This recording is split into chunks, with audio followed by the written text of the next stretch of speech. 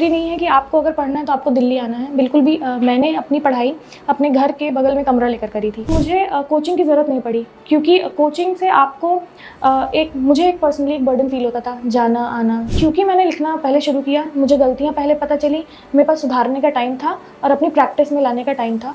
तो शुरू बहुत लेट ना करें। आउट ऑफ 250 पेजेस मुझे सिर्फ ये 50 पेज इंपॉर्टेंट लग रहे हैं। सो आप नोट्स बना सकते हैं। नोट्स बनाने का टेक्निक प्रीलिम्स के लिए, मेंस के लिए बहुत ही डिफरेंट होता है। जब आप पहले अटेम्प्ट में प्रीलिम्स का पेपर देके आए थे तो आपको पता चल गया था कि you are not going to clear the prelims? पहले एग्जाम उसमें पता चल गया था? जी। So my strategy was never to clear the prelims in my first attempt. So I didn't focus that much on prelims.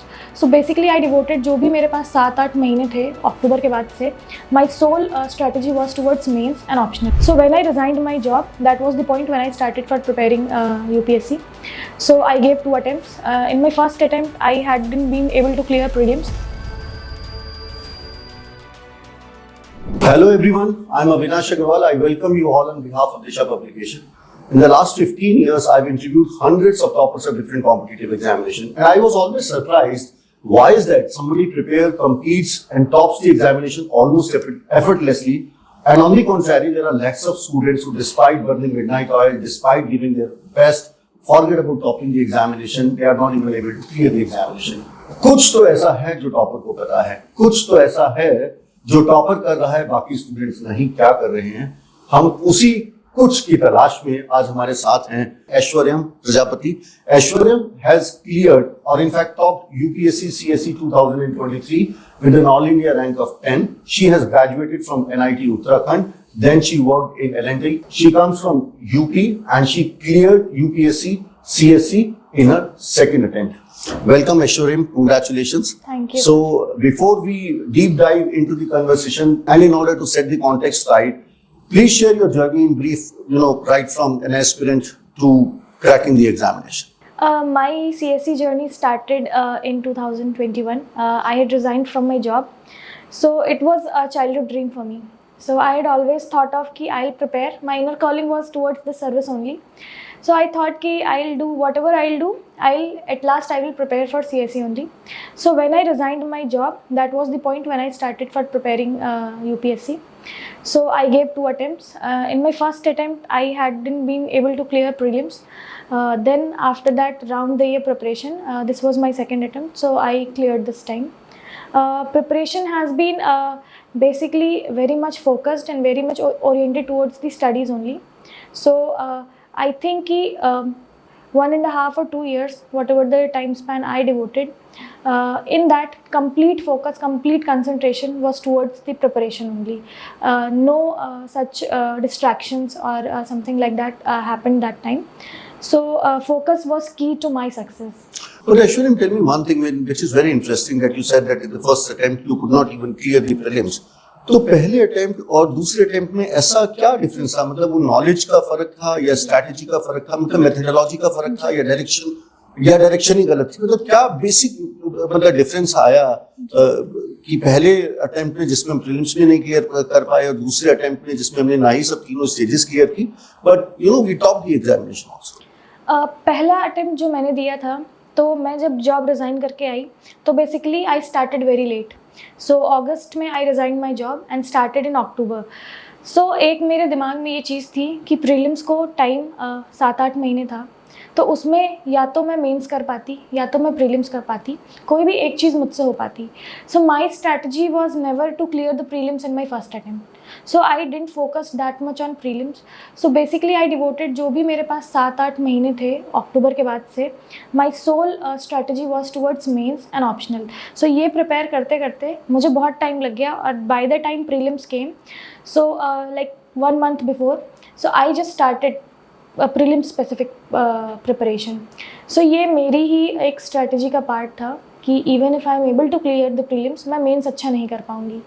तो इस वजह से मैंने मेंस को प्रायोरिटी रखा. तो naturally first time I wasn't able to clear prelims. उसके बाद मुझे पता था कि अब अगले साल मुझे प्रीलिम्स पर फोकस करना है, मेंस का मेरा हो गया है.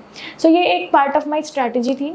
सो इसकी वजह से ऐसा मुझे बहुत बार पूछा गया कि क्या आपको डिप्रेशन एंग्जाइटी हुई कि आप नहीं कर पाई. तो ये मेरा यही जवाब रहता है कि वो मेरा फोकस उस टाइम नहीं था। तो मुझे गलतियाँ पता थी कि मैंने टेस्ट नहीं लगाए थे, मैंने प्रीलिम्स के लिए पढ़ा नहीं था, मैंने प्रैक्टिस नहीं की थी, तो नेचुरली नहीं हुआ। तो आइडियली क्या शेड्यूल होना चाहिए? बिकॉज मैं जहां तक समझता हूँ, जी। चाहे कोई भी एग्जाम हो, चाहे प्रीलिम्स हो चाहे मेंस हो, बेसिक कॉन्सेप्ट जो सब्जेक्ट का कोर है, जो सब्जेक्ट की नॉलेज है, फैक्ट्स है, वो सेम ही रहते हैं। और अगर आप मेरी समझ से, बिकॉज ये सिमिलर चीज हमारे इंजीनियरिंग एंट्रेंस में भी आती है, जिसमें जेई मेंस जेई एडवांस, आपने भी वो एग्जाम क्लियर किए हैं, जेई मेंस जेई एडवांस की बात करते हैं, तो उसमें तो अप्रोच यूजुअली यही रहता है कि आप जेई एडवांस की तैयारी कीजिए, बेस जेई एडवांस का लेके चलिए। अगर आप जेई एडवांस की तैयारी कर रहे हैं तो जेई मेंस की तैयारी आपकी ऑटोमेटिकली हो जाती है। बट क्या ये यूपीएससी में ये hold this does not hold true in UPSC? ये पार्शियली ट्रू है, कम्प्लीटली ट्रू नहीं है। स्ट्रैटेजी एक टाइम फ्रेम चाहिए होता है, बिकॉज सिलेबस बहुत लंबा है, बहुत सारी चीज़ें पढ़नी होती हैं। तो एक डिसेंट 12 मंथ्स का टाइम लेकर हम लोग चलते हैं कि इसमें हम अपना सिलेबस कंप्लीट कर पाएंगे। सो बेसिकली स्ट्रैटेजी ये कहती है, मतलब जो भी एक्सपीरियंस मेरा रहा है 1.5-2 साल प्रिपरेशन का, कि पहले हमें मेंस से शुरुआत करनी चाहिए। मेंस में काफ़ी सारी चीज़ें प्रीलिम्स की शामिल रहती हैं, पर प्रीलिम्स के लिए जो क्वेश्चंस पूछे जाते हैं वो मेंस के लिए नहीं पूछे जाते, बहुत ही अलग होता है दोनों में। तो कुछ बेसिक सब्जेक्ट्स जैसे हिस्ट्री, पॉलिटी, ज्योग्राफी, इन्वायरमेंट, ये चीज़ें आपको प्रीलिम्स में भी पूछी जाती हैं, मेंस में भी पूछी जाती हैं। So mains is like a super set. So mains की तैयारी पहले करें, 6 से 8 महीने मेंस की तैयारी, उसके साथ ऑप्शनल। फिर जब प्रीलिम्स नज़दीक आता है तो 4 महीने का time I think is decent enough, sufficient enough to prepare solely for prelims. तो ये एक स्ट्रैटेजी का पार्ट होना चाहिए कि आप जो सुपर सेट है पहले उसको तैयार करें, क्योंकि आपके जो प्रीलिम्स क्लियर करने के बाद आपके पास जो समय होगा 3 महीने का, 2.5 महीने का, उसमें आप अपना मेंस नहीं कर सकते। तो इस वजह से हमें ये चीज़ पहले लेकर चलनी। और नेचुरली जब हम ये जो सब्जेक्ट्स कॉमन होते हैं उनके बारे में पढ़ते हैं, तो प्रीलिम्स जब हम शुरू करते हैं तो हमारा 30-40% काम पहले हो चुका होता है, हमें बाकी 60% पे ध्यान देना होता है। तो जब आप पहले अटेम्प्ट में प्रीलिम्स का पेपर देके आए थे तो आपको पता चल गया था कि you are not going to clear the prelims? पहले एग्जाम उसमें पता चल गया था? जी, पेपर देते टाइम मुझे पता था, पेपर देने से पहले भी पता था। और जब आप 1 महीना पहले, ऑब्वियसली जब प्रीलिम्स की तैयारी कर रहे होंगे तो आपने कुछ ना कुछ मॉक टेस्ट भी दिए होंगे, तो क्या मॉक टेस्ट में वो रिफ्लेक्ट कर रहा था कि शायद मैं प्रीलिम्स ही क्लियर ना कर पाऊँ? बिल्कुल रिफ्लेक्ट कर रहा था। मैंने मॉक टेस्ट 8 से 10 दिए थे, तो मेरे मार्क्स ऐसे ही बिल्कुल क्लियर, मैं नंबर बता सकती हूँ कि मेरे 30 से 35 मार्क्स आते थे। उसमें भी मैं करंट अफेयर्स छोड़ देती थी, क्योंकि मैंने करंट अफेयर्स मेंस के लिए पढ़ा था, एनालिटिकल बेस्ड चीज़ें पढ़ी थी, फैक्ट्स नहीं पढ़े थे, याद नहीं किया था प्रीलिम्स के लिए। तो वो नेचुरली मुझे पता चल गया था कि इस बार तो नहीं हो पाएगा, बट फिर भी एस्पिरेंट के अंदर हमेशा उम्मीद रहती है कि क्या पता हो ही जाए। तो उस उम्मीद से गई तो थी, बट हाँ, पेपर देखते ही आई गॉट श्योर कि नहीं होने वाला है। हाँ। सो आपने बात की कि किस तरीके से तैयारी आइडियली किस तरीके से करनी चाहिए, मेंस को अपने बेस रख के चलना चाहिए, और जनवरी फरवरी में 3-4-5 महीने पहले हमें गियर को चेंज करना चाहिए और उसको प्रीलिम्स की तरफ ओरिएंट करना चाहिए, बहुत सारे मॉक टेस्ट देने चाहिए।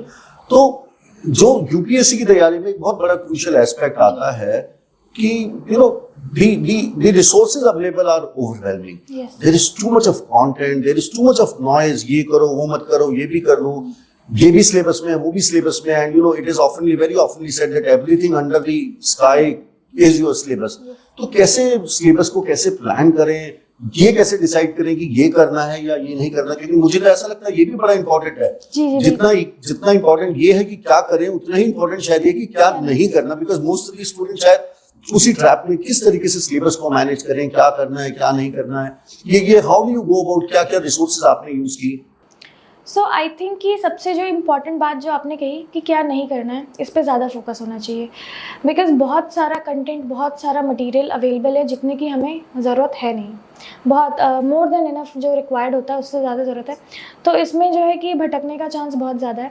तो बेसिक जो एक बाइबल है जो कहते हैं एग्ज़ाम के लिए, वो है सिलेबस का डॉक्यूमेंट जो ऑफिशियल वेबसाइट पे आपको मिलता है। उसी सिलेबस के डॉक्यूमेंट को आपको रेफ़र करना है। बहुत सारे एस्पिरेंट्स ऐसे होते हैं जो जिन्हें पता ही नहीं होता कि मेंस के सिलेबस में है क्या। अगर आप उनसे कीवर्ड्स पूछ लेंगे कि ये कीवर्ड आपके सिलेबस में मेंशन है कि नहीं, तो वो नहीं बता पाएंगे। तो यही सबसे बड़ी गलती यही होती है कि आपको सिलेबस नहीं देख रहे हैं आप, और आपको बाकी जगह से जो पता चल रहा है ये पढ़ना है ये पढ़ना है, इसमें भटकाव हो जाता है। सिलेबस डॉक्यूमेंट अपने पास रखना है।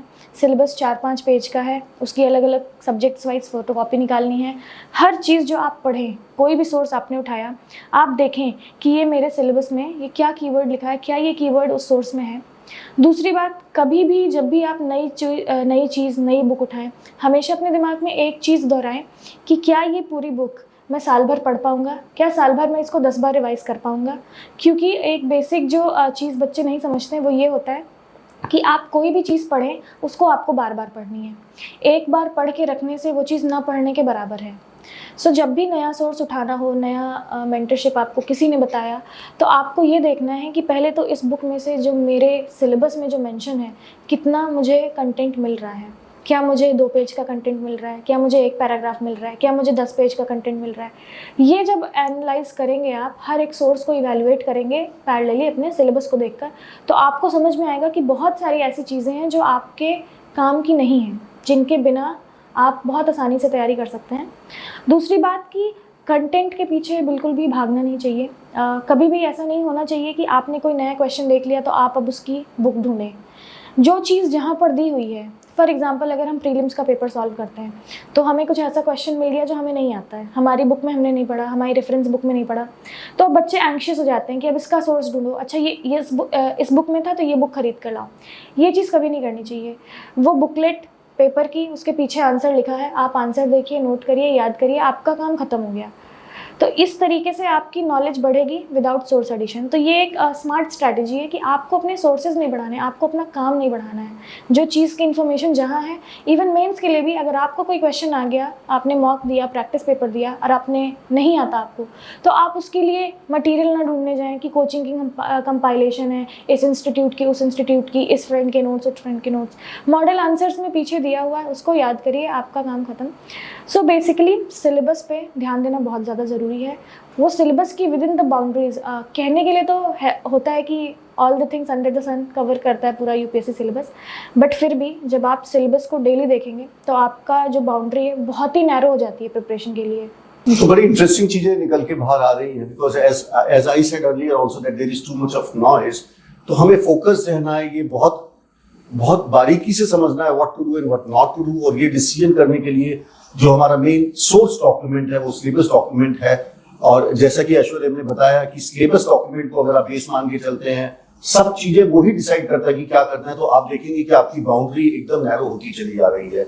और दो बातें और मुझे समझ में आई, that it is not about running fast, it is about running in the right direction. It is not about quantity, it is about quality of books. हर क्वेश्चन को देखकर हमें उसकी सोर्स के पीछे नहीं भागना है। ये जब हम पीछे भागेंगे तो इसका कोई एंड नहीं है। हर चीज हमारी सिलेबस डॉक्यूमेंट से ही ड्राइव होती है। और let us not complicate things. जैसा मैं ऐश्वर्या से बात करके मुझे लग रहा है कि ये तो बड़ा ही सरल और आसान सा तरीका है। सहजता से ही ना सिर्फ आप इस एग्जाम की तैयारी कर सकते हैं, बट इसे क्रैक भी कर सकते हैं, बशर्ते आप फोकस्ड हैं। तो आपने ऐश्वर्या एक और बात की जो कि बड़ी इंटरेस्टिंग थी कि रिसोर्सेज चुनते समय हमें यही नहीं देखना है कि क्या हम इसको पढ़ पाएंगे, बल्कि ये भी देखना है कि क्या हम इसको 10 बार रिवाइज कर पाएंगे, नहीं कर पाएंगे। इससे पहले भी शुरुआत में हमारी बात हुई थी कि प्रीलिम्स में फैक्ट बेस्ड क्वेश्चन आते हैं, तो उसके लिए रिवीजन की बहुत इंपॉर्टेंस होती है। तो रिवीजन के लिए क्या नोट टेकिंग इंपॉर्टेंट है या नहीं है? आपने नोट्स बनाए थे या नहीं बनाए थे? मेंस और प्रीलिम्स के नोट टेकिंग की टेक्निक अलग होती है या नहीं होती है? सभी सब्जेक्ट्स के नोट बनाए थे या सिर्फ ऑप्शनल्स के बनाए थे? What is your take on this? Revision, जैसा कि आपने कहा, बहुत ही इम्पॉर्टेंट होता है। मेरा जो मोटो था इस एग्ज़ाम में, तो 3P3R, तो practice practice practice, revision revision revision. तो ये जो रिवीजन करना होता है, इसके लिए नोट्स मैंने बनाए थे, बट इट अगेन डिपेंड्स कि किस चीज़ के नोट्स बनाने हैं। फॉर एग्जांपल अगर कोई बच्चा स्पेक्ट्रम के नोट्स बनाता है, मॉडर्न हिस्ट्री की बुक आती है स्पेक्ट्रम, सो वो बुक आप देखेंगे वो इतनी मोटी बुक है, बट उस बुक में इतना संक्षेप में दी हुई हैं चीज़ें पॉइंट वाइज, तो वो ऑलरेडी एक नोट्स फॉर्म में है वो बुक। लक्ष्मीकांत जी की बुक हो गई पॉलिटी की, each and every line is important. तो आप अगर उसके नोट्स बनाने बैठेंगे तो आप अगेन एक पूरी बुक लिख देंगे। सो आपको ये देखना है कि किस चीज़ के नोट्स बनाने हैं, किस चीज़ के नहीं। ये इससे पता चलेगा कि कौन सी बुक आपको कितना कंटेंट दे रही है आपके एग्ज़ाम वर्दी। अभी मुझे पता है कि स्पेक्ट्रम की मॉडर्न हिस्ट्री की बुक से वो पूरी बुक इंपॉर्टेंट है। 10-12 क्वेश्चंस आते हैं, मुझे एक एक लाइन याद करनी है, so I will not make notes, मैं उसी बुक को 10 बार पढ़ूंगी। उसमें से मैं कुछ इंपॉर्टेंट या अनइम्पॉर्टेंट नहीं डिसाइड कर पा रही हूँ। बट फॉर एग्जांपल ज्योग्राफी की बुक मैंने जीसी लियोंग एक रेफरेंस बुक पढ़ी, तो मुझे पढ़ने पे ये लगा कि इसमें ये वाला टॉपिक जो है ये मेरे एनसीईआरटीज़ में नहीं दिया हुआ है, तो मुझे सिर्फ ये टॉपिक पढ़ना है, तो मैंने उसके नोट्स बना लिए। इस वजह से क्या हुआ, एक बुक एलिमिनेट हो गई। आपका जो मेंटल बर्डन था कि मेरे पास 10 बुक्स का ढेर है ज्योग्राफी के लिए, वो ख़त्म हो गया। आपने अपनी एनसीईआरटी में एक पेज चिपका लिया या एक पतली कॉपी बना ली। इस तरीके की टेक्निक यूज़ करने से कि आपको सोर्सेज कम दिखते हैं, तो सोर्सेज ऐसा भी नहीं है कि आप बिल्कुल भी मतलब एक्सपैंड ना करें, बिल्कुल करें, लेकिन उसमें से आप अपने काम की चीज़ों का नोट्स बनाएं। जो भी बुक आपको ऐसा लगता है कि इसमें सिर्फ ये paragraph 10 page 20 page out of 250 pages मुझे सिर्फ ये 50 पेज इंपॉर्टेंट लग रहे हैं, सो आप नोट्स बना सकते हैं। नोट्स बनाने का टेक्निक प्रीलिम्स के लिए, मेंस के लिए बहुत ही डिफरेंट होता है। प्रीलिम्स में सबसे पहले आपको पता होना चाहिए क्या पूछा जाता है। उसके लिए आपको PYQs देखने हैं। आपको पता है कि फैक्ट्स पूछे जाएंगे, ठीक है, कोई मतलब स्टैटिक चीज़ पूछी जाएगी, आपसे कोई एनालिसिस नहीं पूछा जाएगा कि इसके प्रोज क्या हैं, कॉन्स क्या हैं, इश्यूज़ क्या है, सोल्यूशंस क्या हैं, कंपैरिजन करिए। ये सारी चीज़ें मेंस के लिए हैं। तो ये जो फ्रेमवर्क है, pros and cons, challenges, issues, solutions, way forwards, good initiatives, local level पे क्या हो रहा है, ये सारा जो फ्रेमवर्क है, दिस इज़ फॉर मेंस। तो जब नोट्स बनाएंगे तो इस फ्रेमवर्क को ध्यान में रख के बनाएंगे मेंस के लिए। प्रीलिम्स के लिए you just need to focus on the facts कि अच्छा ठीक है, ये कॉन्स्टिट्यूशनल बॉडी है, ये किस आर्टिकल के अंडर फॉर्म हुई है, you need to learn that article. तो इस तरीके से जब आप डिलिनेट कर पाएंगे कि मेंस में क्या पूछा जाता है, प्रीलिम्स में क्या पूछा जाता है, तो नोट मेकिंग आपकी ऑटोमेटिकली दोनों के लिए सेपरेट हो जाएगी। मैंने बहुत ज़्यादा नोट्स नहीं बनाए थे। ऑप्शनल के लिए मैंने नोट्स बनाए थे। बेसिकली मैंने करंट अफेयर्स के अपने नोट्स बनाए थे। 24 महीने की करंट अफेयर्स की बुकलेट से वो मैंने अपने काम की चीज़ें निकाल के प्रीलिम्स के अलग, मेंस के अलग नोट्स बनाए थे। बाकी बुक्स वगैरह से मैंने ज़्यादा नोट्स नहीं बनाए थे क्योंकि मैं डायरेक्ट पढ़ लेती थी उनसे। एक और बहुत बड़ा मिसकंसेप्शन है, अभी हमने बात की कि रिसोर्सेज को कैसे सेलेक्ट करना है, पढ़ाई कैसे करनी है, रिवीजन और नोट मेकिंग क्या करनी है। एक और इन्हीं से जुड़ा मुद्दा जो आता है, क्या कोचिंग जरूरी है या नहीं? क्योंकि मैं बहुत सारे ऐसे स्टूडेंट से बोलता हूँ जो कहते हैं कि सर मेरे पास दिल्ली के लिए पैसे नहीं थे या मैं इलाहाबाद के लिए पैसे नहीं थे, और बहुत सारे स्टूडेंट हजारों किलोमीटर दूर अपने शहर, अपने गांव, अपने पेरेंट्स को छोड़ के सालों साल यहाँ लगे रहते हैं। तो कोचिंग का क्या रोल है, जरूरत है या नहीं है, और कितनी पढ़ाई की वाकई में जरूरत है? अगर आप 1-1.5 साल रह के अच्छे से तैयारी करना चाहते हैं, स्टडी रूटीन आपका क्या था और कितनी पढ़ाई आपने की? आपने कोई कोचिंग ज्वाइन की थी या नहीं की थी? सबसे इम्पॉर्टेंट बात मैं यहाँ कहना चाहूँगी कि घर के बाद हमेशा दिल्ली शुरू नहीं होता है। घर के बाद बहुत सारी ऐसी चीज़ें जो आप वहीं पर कर सकते हैं। इसका कहने का मतलब मेरा ये है कि ज़रूरी नहीं है कि आपको अगर पढ़ना है तो आपको दिल्ली आना है, बिल्कुल भी। मैंने अपनी पढ़ाई अपने घर के बगल में कमरा लेकर करी थी। तो अपने घर के बगल मैंने रूम ले लिया और मेरे घर वालों ने बोला कि दिल्ली चले जाओ, पापा ने बोला दिल्ली चले जाओ, पर मैं नहीं गई क्योंकि मुझे ज़रूरत नहीं महसूस हुई। तो जिनके पास भी ऐसा प्रिविलेज नहीं है कि वो अपने घर में पढ़ सकें, उनके पास अलग कमरा है, कोई भी ऐसी चीज़ है, डिस्टर्बेंस है, अपने शहर में कमरा ले सकते हैं। इससे एक बहुत बड़ा फ़ायदा मुझे पर्सनली ये हुआ था कि मुझे कभी भी कट ऑफ फील नहीं हुआ। तो घर के बाद दिल्ली तो बिल्कुल शुरू नहीं होता, आप वहाँ पर रहकर भी पढ़ाई कर सकते हैं।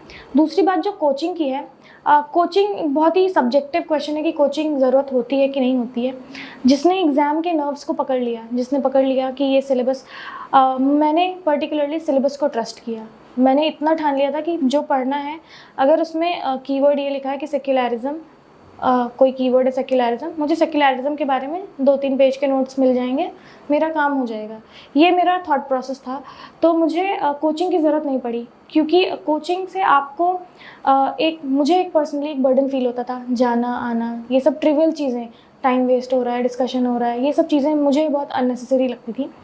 और क्योंकि मैंने एग्ज़ाम की नर्व्स को पकड़ लिया था कि ये सिलेबस है, इसी के बाउंड्री में रह के मुझे तैयारी करनी है, और मैं सेल्फ एवेल्यूएट करती थी खुद को टेस्ट देकर। जब मार्क्स अच्छे आते थे तो मैं अश्योर हो जाती थी कि मेरी प्रिपरेशन राइट ट्रैक पे है।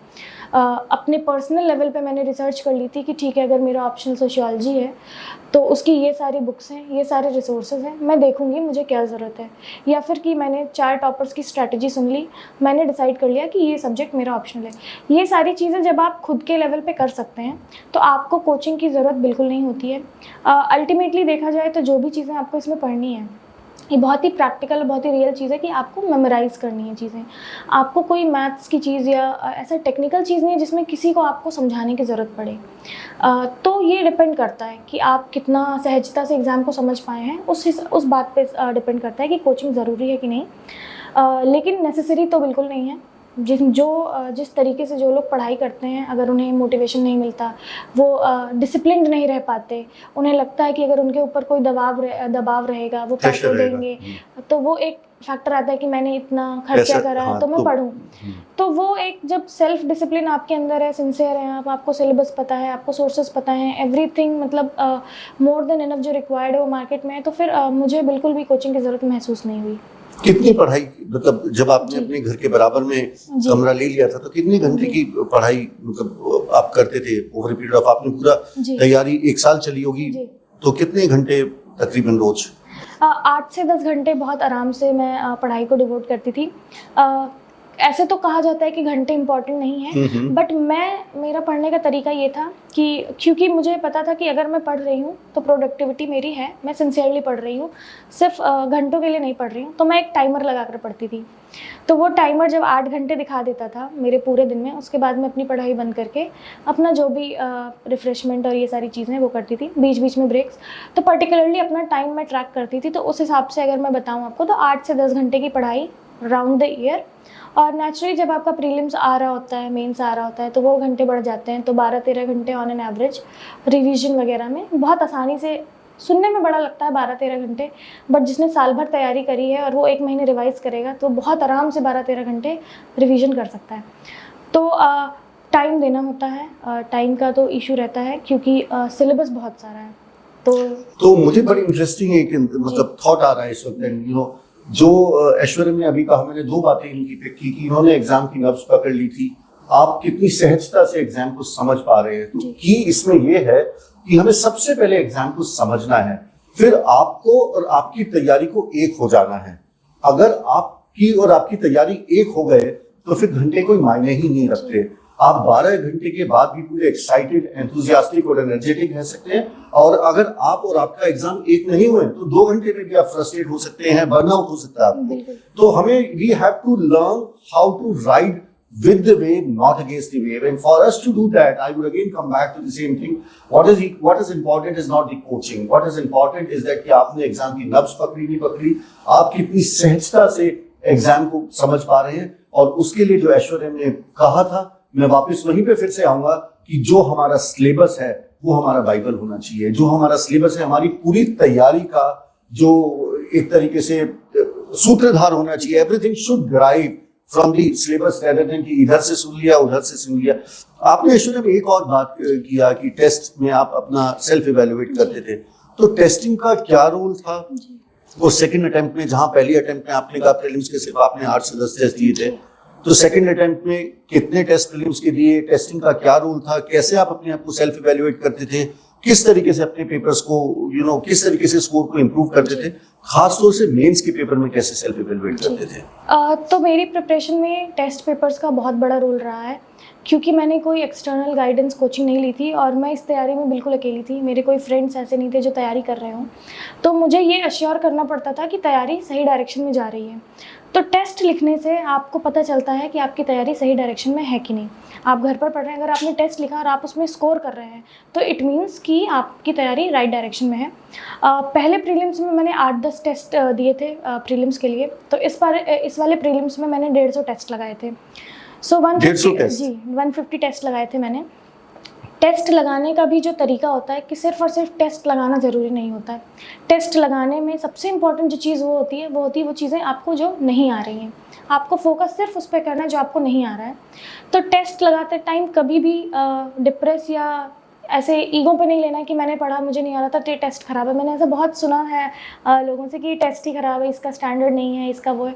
तो ये सारी बहुत अगर मैं साफ शब्दों में कहूँ वो बहुत फालतू बातें होती हैं। कोई भी इंस्टीट्यूट, और 150 मैंने टेस्ट लगाए n नंबर ऑफ़ इंस्टीट्यूट्स के, कि जितने भी दिल्ली में इंस्टीट्यूट्स हैं सबके टेस्ट उठा के लगाए।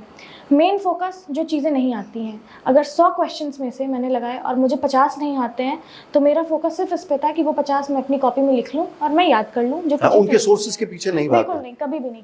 जो उससे लिखा मेरी एक इतनी मोटी बुक बन गई थी, एक पूरा सोर्स बन गया था, उसमें इतना सारा डेंस इन्फॉर्मेशन थी। वो इन्फॉर्मेशन मुझे बहुत ज़्यादा हेल्प करी मेरे प्रीलिम्स के एग्ज़ाम में। दूसरी बात, एक अपने आप को टेस्ट करने का तरीका तो होता ही है। दूसरा, आप जब प्रीलिम्स के एग्ज़ाम में बैठते हैं तो आप उस टाइम का प्रेशर, एंग्जाइटी झेल नहीं पाते। और एक बात होती है कि नॉलेज का रोल वहाँ पे बहुत कम रहता है। ये बात मेरे पापा मुझे बताते थे कि प्रीलिम्स सिर्फ एक दिमाग का खेल है। तो मैं बहुत उन पे वो करती थी कि नहीं नहीं, ऐसा नहीं होता, दिमाग का खेल नहीं है, आता होगा तो ही तो करेंगे। बट जब मैं बैठी प्रीलिम्स में तब मुझे पता चला कि 20 से 25 क्वेश्चन के बाद कोई श्योर नहीं होता कि ये क्वेश्चन सही है या गलत है। तो सारा आपके माइंड का गेम है। वहाँ पे आप कितना कूलली और कितना कंपोज्ड होके सोच पा रहे हैं, वो प्रैक्टिस आपको घर से करके जानी है। आपने टेस्ट लिया, 2 घंटे आप बैठे, आपने टेस्ट लगाया, आपने देखा कि आपके कितने गलत हो रहे थे, कितने सही हो रहे थे, कितने आपने श्योर थे जो आपने मार्क किया, कितना आपने गेस वर्क किया था, कितना उसमें से गलत हुआ। ये जो एक कैलकुलेशन जब मैंने अपने 10-20 पेपर्स में की तो मुझे एक आइडिया हो गया कि मेरा गेस वर्क बहुत ख़राब है, तो मैं ज़्यादा गेस ना करूं वरना मेरे नेगेटिव मार्क्स कटेंगे। जब मैं 80 से 90 क्वेश्चन अटेम्प्ट करती हूँ तो हाई चांसेस हैं कि मेरा कट ऑफ लगभग क्लियर हो जाता है। इस तरीके से आपको एनालाइज, सेल्फ इवैल्यूएट करना है। ये आपको कोई कोचिंग, कोई भी नहीं सिखा सकता, ये आपको खुद बैठना पड़ेगा। मेंस के लिए मैंने अगेन बहुत सारे टेस्ट लिखे, 80 से 90 जीएस के टेस्ट लिखे 3 घंटे के फुल लेंथ। और उसके अलावा सोशियोलॉजी के भी मैंने 25 से 30 टेस्ट लिखे और ऐसे भी 10-15। तो लिखने का रोल मेरे लिए बहुत ज़्यादा था। मैंने प्रिपरेशन शुरू करने के साथ 1 महीने के अंदर ही मैंने अपना पहला 3 घंटे का टेस्ट लिख दिया था। मैं बिल्कुल भी डरती घबराती नहीं थी टेस्ट के मार्क्स से। मेरे, जबकि इस साल मैंने प्रीलिम्स क्लियर किया तो भी मेरे मार्क्स कभी 50, कभी 60, कभी 70 भी, कभी 90 भी, बट कभी कभार मोस्टली ऐसे ही आते थे। बट मैं घबराई नहीं, क्योंकि मेरा फोकस ये था, मुझे इसमें स्कोर नहीं करना, मुझे इससे कंटेंट लेना है, सीखना है, अपनी तैयारी को वैल्यू ऐड करना है उसमें। तो लिखना मैंने बहुत जल्दी शुरू कर दिया था। उससे मुझे एक ये फ़ायदा मिला कि मेरे पास टाइम बहुत ज़्यादा था अपनी लिखाई को सुधारने के लिए। अगर मैंने इंट्रोडक्शन सही नहीं लिखा, कंक्लूजन सही नहीं लिखा। बहुत सारे स्टूडेंट्स ये भी कहते हैं कि टेस्टिंग तभी देनी चाहिए, हमारा सिलेबस ही तैयार नहीं है, पढ़ाई पूरी नहीं हुई है, तो लिखाई क्या करें। ये एक बहुत ही बड़ा मिथ है। ये तो नेचुरल है कि आप पहले दिन से टेस्ट नहीं लिख सकते, लेकिन ये सोचना कि मेरा सिलेबस कंप्लीट हो जाएगा तब मैं टेस्ट लिखूंगा, ये यूपीएससी में आपको एक दिन पहले भी नहीं लगेगा कि आपका टेस्ट कंप्लीट है। मेंस के एक दिन पहले भी मुझे भी नहीं लगता था कि मेरा सिलेबस कंप्लीट है। बट आपको वो भरोसा दिखाना है कि आपने हिस्ट्री पढ़ ली तो आप हिस्ट्री का 3 घंटे का टेस्ट लिख के देखिए। आप जब तक लिखेंगे नहीं, पहले टेस्ट में मेरे 250 में से 60 नंबर आए थे, और जो लास्ट टेस्ट मैंने लिखा था तो मेरे 120-125 नंबर थे। 60 से 120-125 लाना बहुत मतलब हार्ड था मेरे लिए। लेकिन क्योंकि मैंने लिखना पहले शुरू किया, मुझे गलतियां पहले पता चली, मेरे पास सुधारने का टाइम था और अपनी प्रैक्टिस में लाने का टाइम था। तो शुरू बहुत लेट ना करें। तो गलतियां सभी करते हैं, टॉपर्स भी गलतियां करते हैं। किसी ने सही कहा है, गलती करना प्रकृति है, मान लेना संस्कृति है और सुधार लेना प्रगति है। तो गलतियां सभी करते हैं। एक और बात मैं इस कन्वर्सेशन से अभी समझा कि apart from subject knowledge, apart from academic aspect, एक दूसरा जो इमोशनल एस्पेक्ट है, जो मेंटल एस्पेक्ट है, माइंडसेट का जो गेम है, वो बहुत इक्वली इंपॉर्टेंट है। बिकॉज ऐश्वर्या ने जैसा कहा कि 20, 25, 30 क्वेश्चन के बाद हर क्वेश्चन, हर बच्चा कंफ्यूज होता है। तो ये माइंडसेट का बड़ा इंपॉर्टेंट गेम है कि आप क्या सोच रहे हैं, कि क्या मैं अपनी तैयारी में काफी अकेला हूँ या मैं अकेला ही काफी हूँ। ये माइंडसेट आपके लिए बड़ा इंपॉर्टेंट है।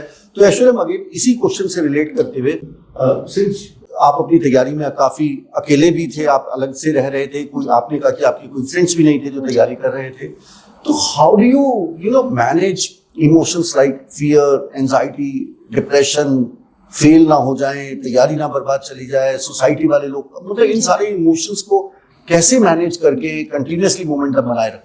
ये सारे एंजाइटी, डिप्रेशन, छोटे छोटे लो पॉइंट्स तो हर एस्पिरेंट को आते हैं। बट जैसा कि मैंने बताया कि मैं अपने घर के पास रहती थी, तो एक जो कट ऑफ होता है, emotional cut off, parents, family, friends, इनसे मेरा ये कट ऑफ नहीं हुआ। तो मैं ऑल द टाइम उनके आसपास रहती थी। तो जो आपने रूम लिया था, ये आउट ऑफ क्यूरियोसिटी मैं पूछ रहा हूँ, जी, तो सिर्फ उसमें पढ़ाई के लिए, सोना भी वहीं पे है? सब कुछ। रूम जैसे आप यहाँ से 2 मिनट बिल्कुल घड़ी का देखा तो एक लोग तरीके से एक हाँ। इंडिपेंडेंट घर हो गया। हाँ। आप बस खाना जी, पीना आपका घर से आ खाना जाता पीना, होगा हाँ। या घर चले जाते हाँ, मैं होंगे? टहलते हुए घर चली जाती थी। कभी शाम को पापा चाय लेकर आ गए, सुबह मम्मी नाश्ता लेकर आ गई, कभी मैं खुद चली गई। तो नहाना ऐसे धोना सब कुछ जो है, सब मेरे एवरीथिंग। रूम हाँ, पे, सब मेरे रूम पे रहता था, वंडरफुल। पूरा सारा मेरा सेटअप था। इंटरेस्टिंग हाँ। है कॉन्सेप्ट तो भी। बेड वगैरह सब मेरा, हाँ। मैं सिर्फ खाना खाने जाती थी। और ये कौन सा शहर की बात कर रहे हैं? लखनऊ शहर। लखनऊ की बात कर रहे हाँ। हैं, ठीक है। तो उसमें मैंने ले रखा था, तो मैं कट ऑफ नहीं हुई कभी बहुत ज़्यादा। तो जो भी लो पीरियड आता था, तो उसमें एक तो आसपास जब फैमिली वाले रहते हैं तो बहुत ज़्यादा आपको बुरा फील नहीं होता। दूसरी बात, मैंने इन सब चीज़ों से जूझने का एक प्रैक्टिकल तरीका निकाला था कि जब मुझे पता चलता है कि मेरे मार्क्स अच्छे आए हैं टेस्ट में, तो मुझे फिर कोई डाउट ही नहीं रहता था कि मेरी तैयारी चल रही है नहीं चल रही है, मैं अकेली हूँ, मैंने ये नहीं पढ़ा, मैंने वो नहीं पढ़ा। वो मेरा बेंचमार्क था पूरे के पूरा। इसीलिए मैं हर बार यही कहती हूँ कि मेरे प्रिपरेशन में टेस्ट लिखना, टेस्ट सॉल्व करना, इसका रोल बहुत ज़्यादा बड़ा है, क्योंकि मैंने उसी को एक बेंचमार्क बनाया कि मैं सही से पढ़ पा रही हूँ कि नहीं। तो अगर एक टेस्ट मैंने लिखा और उसको मैं देख रही हूँ कि 3000 बच्चों ने लिखा है और मैं उसमें 200-300 नंबर पे हूँ, तो मतलब मेरा तैयारी सही चल रही है, जब मैं टेस्ट कर पा रही हूँ। तो ये सेल्फ इवैल्यूएशन बहुत ज़रूरी है। आप बहुत सारी चीज़ों से बच्चे इंटिमिडेट हो जाते हैं और उनको लगता है कि वो डर जाते हैं। तो पर वो जिस चीज़ पे इवैल्यूएट कर रहे होता है उस पे नहीं करते हैं। तो इवैल्यूएशन का जो बेंचमार्क है वो आपकी टेस्ट सीरीज़ है। आपने अगर पढ़ा, आप परफॉर्म करेंगे, ये श्योर थिंग है, बहुत ही श्योर और प्रैक्टिकल थिंग है। अगर आपने पढ़ा है तो आप टेस्ट सीरीज़ में आपके मार्क्स ठीक आएंगे। कभी कभार हो सकता है, फ्लक्चुएट कर सकते हैं, बट आप रेगुलर करेंगे तो आप वही एक नहीं, पर बहुत बार ऐसा भी होता होगा कि मार्क्स बहुत खराब आते होंगे या मार्क्स ठीक, तो उस वक्त जो फीलिंग आती होगी एक डर की या एंजाइटी की या फियर की या फेलियर की, उन इमोशंस के बारे में मैं बात कर रहा था, बिकॉज बहुत सारे एस्पिरेंट्स की तैयारी में यही इमोशंस डोमिनेंट होते हैं। जी। मैं बहुत ऑनेस्ट यहाँ पर बोलना चाहूँगी कि मेरी तैयारी में मैंने ऐसा फेस नहीं किया, तो मैं इसके बारे में ज़्यादा नहीं बता पाऊँगी। बट मुझे पता है मैंने क्यों नहीं फेस किया ये चीज़ें, क्योंकि मैंने आपको बताया जब भी मैं टेस्ट देती थी तो उसके मार्क्स पे मेरा बहुत ज़्यादा फोकस नहीं रहता था। अगर मैंने 250 नंबर का टेस्ट दिया मेंस का और मेरे लेट से 70 नंबर भी आए हैं, मेरे 70-80 नंबर ही लगभग आते थे, लास्ट में मेरे 100 के ऊपर नंबर आने लगे, मेरा फोकस अगेन वही रहता था, क्योंकि मैंने सोर्सेस कम रेफर किए। तो मेंस की कॉपी चेक होने जाती थी? चेक होने जाती थी, हाँ। वो तो स्कैन करके डालते हो? हाँ, वो मैं स्कैन करके रूम पे डाल देती थी, वो चेक होकर आ जाती थी। मैं उसका मॉडल आंसर देख लेती थी, जो क्वेश्चन भी मेरा गलत हुआ, मेरा सही नहीं हुआ, मैं वहाँ से कंटेंट अगेन मैं मेंस के टेस्ट सीरीज से मैंने अपना कंटेंट बना लिया था। तो ऑल इन ऑल मेरा फोकस ज़्यादा इस पे रहता था कि बिना कुछ एक्स्ट्रा एडिशनल सोर्स बुक उठाए मेरा कंटेंट कितना ऐड हो रहा है। तो जब मैंने ये करना शुरू किया, जब मैं इस साइकिल में आ गई, तो ऑटोमेटिकली मेरे मार्क्स इंप्रूव हो गए। तो बहुत ज़्यादा वो लो पीरियड मैंने फेस नहीं करा अपनी प्रिपरेशन के टाइम पे। मेरा फोकस बहुत ज़्यादा उस पर रहता भी नहीं था, और क्योंकि मैं सिंसियरली पढ़ाई कर रही थी, तो मेरे पास टाइम ही नहीं था इनके बारे में सोचने का कि ये इसमें नंबर क्यों कम आ गए, क्योंकि मेरा जो काम था उससे जो वैल्यू लेना जो मैं ले चुकी थी।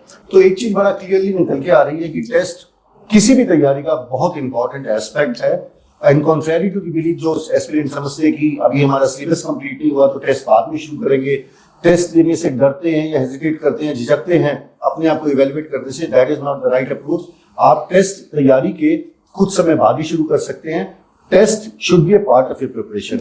दूसरी चीज जो बड़ी इंपॉर्टेंट निकल के आएगी, टेस्ट सिर्फ देने मात्र से कुछ नहीं होगा, हमें टेस्ट का सही असेसमेंट करना है। जब तक आपका कोई टेस्ट आपको ये नहीं बता रहा कि आप कहाँ पे हैं, कहाँ पे पहुंचना है, कहाँ पे गैप है, उस गैप को आप कैसे कवर कर सकते हैं, तो वो टेस्ट नहीं है, वो एक तरीके से आपका क्वेश्चन बैंक होकर रह जाता है। क्योंकि बहुत सारे स्टूडेंट्स ऐसे भी होते हैं जो टेस्ट लिखते हैं, छोड़ देते हैं, एनालाइज करके डीपली नहीं जाते।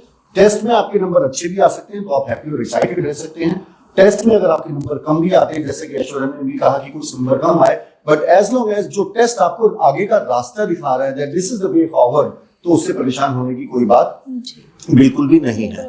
Very interesting and very very powerful and deep insight. एक और बात मैं पूछना चाहूंगा, आप एक गिल्ट की जो फीलिंग होती है एस्पिरेंट के अंदर, बहुत सारी बार, अरे आज मैंने बहुत ज्यादा व्हाट्सएप देख लिया, आज मैंने ओटीटी की ये सीरीज देख ली, यूट्यूब पे बहुत लगा दिया, टाइम वेस्ट हो गया, पढ़ाई नहीं हो पाई, फोकस नहीं कर पाए, ये जो एक गिल्ट की होती है ना कि मैंने आज एंजॉय कर लिया, मैं पीछे छूट गई, ये गिल्ट की फीलिंग को कैसे हैंडल करें? ये गिल्ट की फीलिंग मुझे भी आती थी। तो गिल्ट तब आता है जब आपका डिस्ट्रैक्शन बहुत ज़्यादा हो जाता है। तो डिस्ट्रैक्शंस कम करने के लिए मेरा जो एक पावरफुल तरीका था कि मैं किताबों के साथ ज़्यादा टाइम स्पेंड करती थी। मुझे किताब से पढ़ना, किताब से चीज़ें देखना ज़्यादा सही लगता था कंपैरेटिवली वीडियोस, ये 10 मिनट का ये क्रैश कोर्स का वीडियो, ये सारी चीज़ों से मैं बहुत दूर रहती थी। सिर्फ़ और सिर्फ इफ़ एंड व्हेन मुझे रिक्वायर्ड है कोई टॉपिक समझने के लिए। एक तो ये हो गया। दूसरा, नेचुरली मेरा स्क्रीन टाइम बहुत कम था, तो मेरा जो भी एन्जॉयमेंट होता था वो आउटडोर्स वाला था कि मुझे गार्डनिंग पसंद थी, तो मैं अपने घर पे जाती थी, तो मैं काफ़ी 1-2 घंटे अगर मैंने लगा दिए तो मुझे गिल्ट होता था कि मैं आज इतनी देर तक इतना टाइम लग गया। बट अगेन, जैसा कि मैंने बताया स्टार्टिंग में, इसीलिए मैंने अपना टाइमर रखा था, मैं टाइम करके चलती थी। तो अगर मुझे पता था, मेरा गोल रहता था 8 घंटे मेरे टाइमर पे दिखने चाहिए, तो अगर 6 घंटे हैं तो वो 2 घंटे का गिल्ट मुझे रहता था। बट अगेन, मैं उसको अपने अगले दिन में कोशिश करती थी कि हर दिन में आधा 1 घंटा, ये बहुत ही कह सकते हैं माइक्रो मैनेजमेंट वाली चीज़ है, ये करनी नहीं चाहिए ऐसा, बट मेरा यही तरीका था कि मैं फिर आधे घंटे हर दिन पढ़ती थी, क्योंकि मैंने अपनी नहीं, तो इसका मतलब कहीं ना कहीं स्ट्रेस और प्रेशर तो था। बिल्कुल रहता है, हाँ, बिल्कुल हाँ। रहता है, क्योंकि सबसे जो बड़ी कमी इसमें होती है वो टाइम की होती है। हमें कभी भी ऐसा नहीं लगता है कि हमारा सब कुछ प्रिपेयर्ड है, कभी भी ऐसा नहीं लगेगा, तो वो स्ट्रेस रहता है। तो जब भी मेरा टाइमर मुझे दिखाता था कि आज मैंने सिर्फ, ऐसा होता था 3 घंटे पढ़ाई करी, सिर्फ 5 घंटे पढ़ाई करी, तो मैं फिर अगले दिन 8 की बजाय 10 करती थी, बट प्रोडक्टिविटी के साथ मैं सिंसियर थी। तो ये नहीं है कि सिर्फ टाइमर में दिखने के लिए, तो वो स्ट्रेस रहता था। अब आप 8 की जगह 10 कर रहे हैं, तो आपको नेचुरली, मैं घर पे जाके आधे घंटे बात करती थी, तो नेचुरली मैंने वो कम कर दिया। इस तरीके की चीज़ें जब भी आती रहती थी, बट धीरे धीरे मैं भी सीख गई कि गिल्ट लेना बिल्कुल भी मतलब ज़रूरी नहीं रहता है। मुझे पर्सनली ये लगता है, जितना खुश रहकर इस प्रिपरेशन को एंजॉय करेंगे, उतना ज़्यादा बर्डन कम फील होगा। तो मैं बहुत बार जानबूझ के भी अपने घर पर जाती थी, काफ़ी टाइम स्पेंड करती थी। तो पेरेंट्स भी कई बार कहते होंगे कि बेटे अब जाते क्यों नहीं वापस, थोड़ा पढ़ाई के, ऐसा नहीं कहते थे वो? नहीं, कभी नहीं कहते थे, कभी वो बल्कि बुलाते थे, आ जाओ, आ जाओ। सो क्योंकि उन्हें पता था कि ये अगर रूम पे है तो ये पढ़ ही रही होगी। सो अपने आप को आपको असेस करना है कि आपने कितना टाइम कहाँ गवाया। कुछ ऐसी चीज़ें होती हैं, फॉर एग्जांपल अगर मैं अपने पेड़ पौधों का ख्याल रख रही हूँ, तो मुझे उसमें बहुत ज़्यादा गिल्ट नहीं होता था अगर मैंने कोई जो है ऐसी चीज़ कर ली कि यूट्यूब चला लिया या इंस्टाग्राम चला लिया, उससे मुझे ज़्यादा गिल्ट होता तो था। एक बड़ी इंटरेस्टिंग बात यहाँ से निकल के आ रही है कि जब भी हम किसी भी एग्जाम की तैयारी करते हैं, ऑब्वियसली ब्रेक्स की जरूरत होती है, बट ये ब्रेक में हम क्या कर रहे हैं ये बड़ा इंपॉर्टेंट है। बहुत बार मैंने स्टूडेंट्स को देखा, 3 घंटे का एक सेशन खत्म किया, उसके बाद 1 घंटा हमने इंस्टाग्राम कर लिया, रील्स देख ली, शॉर्ट्स देख लिए। तो आप इसको अगर दूसरे तरीके से सोचें, बेस ऐश्वर्या प्रजापति जो कह रही है कि वो अपनी हॉबी को परस्यू करती थी, गार्डनिंग करती थी। आप सोचिए, जब आप 3 घंटे का सेशन पूरा करके आ रहे हैं तो आपका ब्रेन ऑलरेडी टैक्सिंग है, और अगर आप यूट्यूब और इंस्टाग्राम दे रहे हैं तो वो आपको रिफ्रेश नहीं करने वाला। वो इनफैक्ट कहीं ना कहीं आपके अंदर नेगेटिविटी या कुछ ना कुछ आपके अंदर और गिल्ट की फीलिंग ला सकता है, और आपके माइंड को भी रेस्ट की जरूरत है। तो हरदम अपनी कुछ हैबिट्स ऐसी पिकअप कीजिए जो कि स्क्रीन टाइम को कम करें और नेचर से, एनवायरनमेंट से आपको कनेक्ट करें, ताकि आप एनर्जेटिक और बूस्टर का काम करें एक तरीके से। सो मेरा रिफ्रेशमेंट्स और ब्रेक्स बहुत ज़्यादा ज़रूरी है। बिल्कुल भी कभी भी ऐसा नहीं सोचना चाहिए। मैं भले ही टाइमर लगा के पढ़ती थी, पर एक बार में 1.5 घंटा 2 घंटा ही मुझसे हो पाता था। तो उस बीच में 10 मिनट 15 मिनट आप कुछ भी कर लीजिए। मान लीजिए मैं लगभग अपने घर 3-4 चक्कर मार लेती थी, तो मेरा एक पेट है, उसके साथ खेलती थी। ये सारी चीज़ें क्या है, बहुत रिलैक्सिंग फील होती हैं। आपको बाद में पता चलता है, जब आप अगर मैं हॉबी छोड़ के किसी दिन मैंने कुछ इंस्टाग्राम ये देख लिया, तब मुझे पता चलता था कि कल तो मुझे इतना अच्छा लग रहा था, आज मुझे क्यों नहीं लग रहा। सो ये सारी चीज़ें थोड़ा सा एक टेक्निक होती है अपने माइंड को बहुत प्लेस में रखने की। तो ये बड़ा ही इम्पोर्टेंट पॉइंट है। जब हम ब्रेक ले रहे हैं तो ब्रेक का बेसिक मकसद होना चाहिए कि वो हमें एक तरीके से बूस्ट करे, री एनर्जाइज करे। और इसलिए मैं तो सभी एस्पिरेंट्स को बहुत सिंसियरली एडवाइस ये करना चाहूंगा, और ऐश्वर्या ने भी यही कॉन्ट्रैरी कहा कि ये पेट के साथ खेलते थे, गार्डनिंग करते थे। आप अपने पेरेंट्स से भी बात कर सकते हैं, but don't indulge yourself in social media, because I strongly feel that social media, आप सोच रहे हैं कि आपको एनर्जाइज कर देगा, फ्रेशन अप कर देगा, तो वो ऐसा होने की उम्मीद मुझे तो शायद कम ही लगती है। कोई ऐसे 3 सीक्रेट या ऐसे 3 हैबिट्स या ऐसे 3 principles which help you in achieving whatever you have been able to achieve? First was focus, complete focus. मुझे पता था मुझे क्या करना है। मेरा मेन गोल, मेन लक्ष्य मेरा जो था, मुझे पता था, हर टाइम मेरे दिमाग में रहता था कि मुझे यही करना है, यही करना है। इसके लिए मुझे रोज़ का रोज़ पढ़ना है। 1 दिन 2 दिन 2 महीने 4 महीने से नहीं होगा। फोकस डेडिकेशन आपको रखना ही रखना है।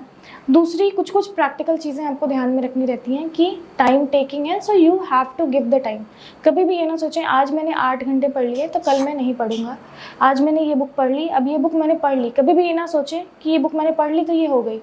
वो बुक साल भर पढ़नी है। तो ये जो रिपीटिशन होता है चीज़ों का, अपने छोटे छोटे गोल्स को जो आप पाने के लिए जो चीज़ें करते हैं उसका रिपीटिशन। आपने टेस्ट लिखा, बुक पढ़ी, बट आपको वो हर बार पढ़नी है। ये एक रिपीटिशन, डिसिप्लिन में रहना बहुत ज़्यादा। किसी को कहने की ज़रूरत ना पड़े कि आप पढ़िए या वो करिए। मुझे भी कभी किसी ने नहीं कहा कि आप पढ़ो, आप घर पे क्यों इतनी देर हो, कभी भी नहीं। सेल्फ डिसिप्लिन, फोकस, डेडिकेशन बहुत ज़रूरी है। दूसरा एक प्रैक्टिकल चीज़ जो मेरे लिए काम आई कि मैं बहुत ज़्यादा डिस्कशन से बचती थी।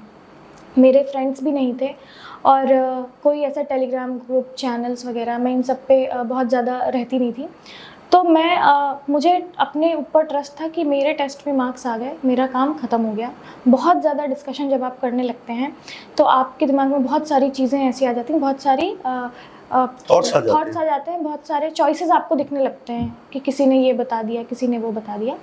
तो हमेशा प्रिपरेशन में जितना आप खुद के साथ इंडल्ज रहें और जितना साफ शब्दों में अकेले रहें, मतलब इतना अकेले रहें कि आप भटके ना, वो चीज़ मुझे बहुत ज़्यादा हेल्प करी। मैंने यही सोचा कि मैं अभी भी यही सोचती हूँ कि अगर मैं 4 या 5 लोगों को जानती जो प्रिपरेशन कर रहे थे या कोचिंग जा रहे होते, या मैं दिल्ली में होती, मतलब मेरा ये पर्सनल ओपिनियन है कि या मैं दिल्ली में होती, या मैं कोचिंग जा रही होती, या मैं ये कर रही होती, तो शायद मैं इतनी आसानी से नहीं कर पाती जितनी आसानी से मैंने कर लिया।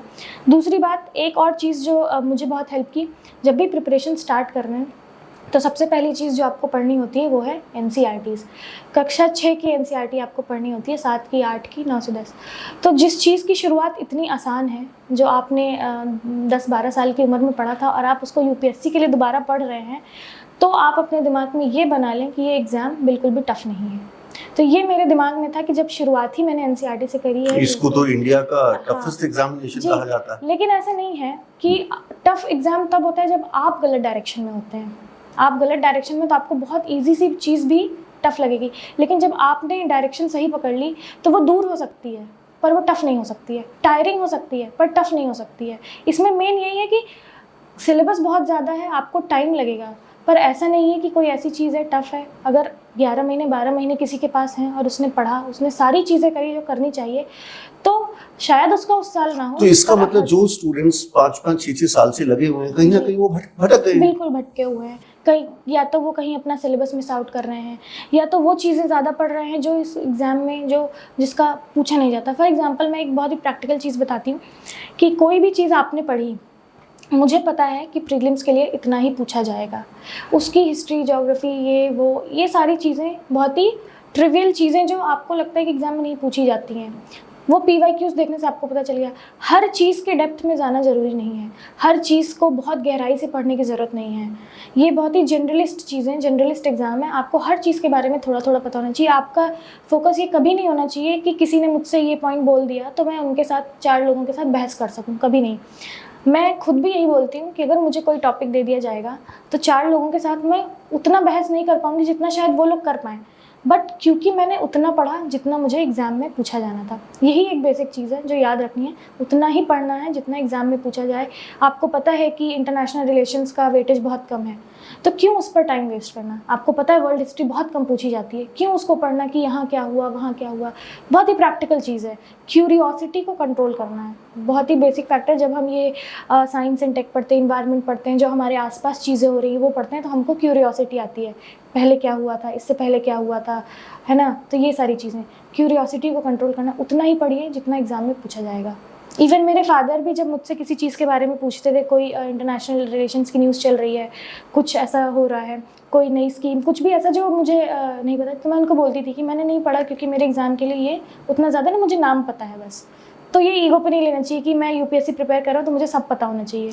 तो बहुत ही इंटरेस्टिंग और पावरफुल इंसाइट मिली है मुझे कि UPSC का एग्जाम टफ नहीं है। रास्ता लंबा हो सकता है, रास्ता टायरिंग हो सकता है, पर मुश्किल तो बिल्कुल भी नहीं है।